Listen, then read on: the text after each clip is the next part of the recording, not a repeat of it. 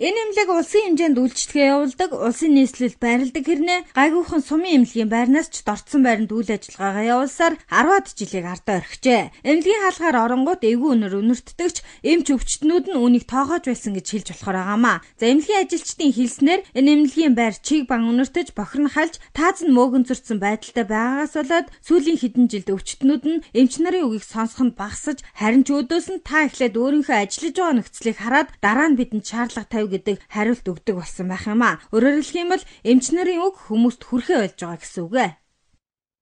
Төлөнхийн төвийн эмнэлгийн барилга нь төлөгдчихсэн байдлаараа дудаж байна гэдэг талаарх мэдээллийг би та бүхэндээ хүргэжсэн. За түүнээс хойш өнөөдөр хүртэлх хугацаанд 7 сар өнгөрсөн байна. Гэвч өнөөдөр өөрчлөлт дэвшил гарсан зүйл нэг ч алга байна. Өөрөөр хэлэх юм бол шалан цөмөрсөн, за хан зураас гарчсан, хөгзөрсөн, мөөгөн цөрцсөн ийм л орчинд эмчнэр өвчтнүүдтэй эрүүл мэндийн тусламж үйлчилгээг үзүүлсээр ирсэн байна. Тэгэхээр эх оны төсөв бол эрүүл мэндийн салбарын төсөв тодорхой болж байгаа. Өнгөрсөн он жилүүдэд бодох юм бол 200 гаруй тэрбум төгрөгөөр өссөн. Гэхдээ энэ төсөв мөнгөн дотор 2012 онд Төлөнхийн төвийн эмнэлгийг барихад зориулсан санхүү төсөв тусгагдаагүй юм а гэдгийг эрүүл мэндийн сайд хэлж байгаа юм а. Өнөөдрийн байдлаар Төлөнхийн төвд 140 гаруй хүн хэвтэн эмчилүүлж байна. Эмнэлгийн сэхээний тасаг нь өдөртөө 5-аас 10 хүн хүлээн авдаг юм байна. Салбарын сайд нь тэднийг ямар нөхцөлд ажиллаж байгааг мэдэхгүй биш, мэдэж байгаа гэдгээ хэлсэн. Гэхдээ газрын асуудал шийдэгдэхгүй байсаар удлаа гэдэг хариулт өгч байна. Харин одоо газрын асуудал нэгэнд шийдэгдчихсэн учраас шинэ барилгын ажлыг удахгүй эхлүүлнэ гэдэг хүмүүсийн чихэнд тасал болсон хариултаа л бидэнд бас өглөө. Үнэхээр бол би бас шүүмжлэлийг бол хүлээж авч байгаа. Зураг төсөл нь одоо боловсрол дуусаагүй байсан учраас улсын хурлд өргөн барьж чадаагүй л дээ. Одоо сая Улаанбаатар хот газрынхан захирамжууд гараад зураг төсөл нь дуусч байна. За харамсалтай нь одоо энэ төсөв дээр оруулах чадах уугүй юу гэдэг асуудал бол эргэлзээтэй байна. Гэхдээ бид энэ зураг төслүүдийн бүрэн хэмжээнд дуусгаад эх онд бол ямар ч байсан Төлөнхийн төвийн одоо 3 сарын 1-нд ингээ үйл ажиллагааг зогсоож байгаа юм чинь ямар ч байсан суурийн тавиад барилгаа эхлүүлнэ гэж ингэж бодож байгаа. Ламбасадын хэлж байгаагаар л эх оны эрүүл мэндийн салбарын төсөвт Төлөнхийн төвийн эмнэлгийн шинэ барилгын хөрөнгийг суулгаж амжаагүйч эх онд ажлыг нь эхлүүлнэ гэдэг нааштай хариулт хэлж байна. Харин эрүүл мэндийн дэд сайд Төлөнхийн эмнэлгийн орчин нөхцөлийг мэдэж байгаа хэсэг нь тодорхойгүй байна. Өөрөөр хэлбэл цаг хугацааны ирэхээр хөрөнгө оруулалт хийн штэ гэдэг тоомжиргүй гэмээр хариулт хэллээ.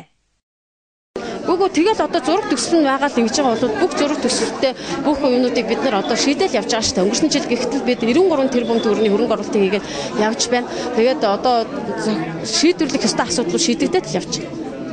Төлөнхийн эмнэлгийн эмчнэр байрныхаа байгаль байдлын талаар салбарынхаа яамны удирдлагууд эмнэлгийн даргатаа удаа ярьж хэлж байсан. Гэхдээ үр дүнд хүрэхгүй байсаар өнөөдрийг хүрчээ. Цаашдаа энэ эмнэлэгт ажиллаж байгаа эмчнэр ч хэвтэн эмчлүүлж байгаа өвчтнүүд ч эмнэлгийн бохир зааван орчноос болоод эрүүл мэндээрээ улам хохирно гэж эмчнэр хэлсэн юм а. Манай нөрөө болт нөрөө Төлөнхийн том хүний бохир болт хийдэг.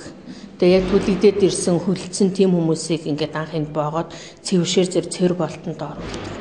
Одоо ингээд боожид бороо ордог дээрээсээ тусаал нүнгэр чин дүүрэн ус болоод байж байгаа шүү дээ. Өчтөн ч гэсэн над байр саваа хараач гаднаас одоо хувцастай ороод ирлээ та нар ч гэдэг юм уу. Яахаар одоо хүүхдээ тогоонтой хал ус руу ингээд шаал зуулт нь унгачдгийг. Яхаараа хүүхдээ харж хамгаалж чаддаг та нар бүхэл бүтэн тогоотой юмд ингээд шанс юм шиг болгоод ирдэг ч юм та хэцүү байштай гэдэг бол одоо баг хүлээж авахгүй. Төлөвсөл эмчэнд та нарын хийх ажил ер нь л явж өгж би өөрийнхөө хөөгтүүлсэн болохоос ямар алдсан биш. Та нар эмчилгээл өстой. Ер нь тэгж ярих юм бол та нар над байшин савынхаа дотоод гадаад би лэг хараач. Гэт ингэх хүн бол омогтой ийм хүмүүс таарлдгийг. Төлөнхийн төвд ирэх өвчтний тоо тасардаггүй. Байнга л ачаалалтай ажилдаг, өвчнөө эмчлүүлэхээр олон арван иргэд ирдэг байтал эмнэлгийн байр хүн үлээж авах аргагүй болжээ. Хаашаал харна хөгз мөөгөн зөрүүсч хан таазан цуурсан байгааг үзэгчтэй харж байна. Ийм байртай эмнэлэг твтэн эмчлүүлж байгаа иргэд ч эмнэлгийн барилгыг ашиглах боломжгүй болсныг хэлж байсан юм а. Цэга усууд бас хэцүү байна. Байрны хувьд. Бүр нурах гэж байгаа жил харагддаг шүү дээ. Хагараад. Утсанч байх өрхий тийм л байна. Бид нар одоо ийм юунд байшинд амьдарч энэ хөөгз мөгцтэй амар нуурж муурч гад байгаа юм шиг л байна. Тэгэл гойж угаалтуур өрөө мөрөө амар зааван тэгэл бидний гэр орон ийм байдаггүй тэгээ ерөөсөө юу байна. Тэгээд энэ байр нөхцөлд нь жоохон юу тамир юм байна гэж хэлмээр байна.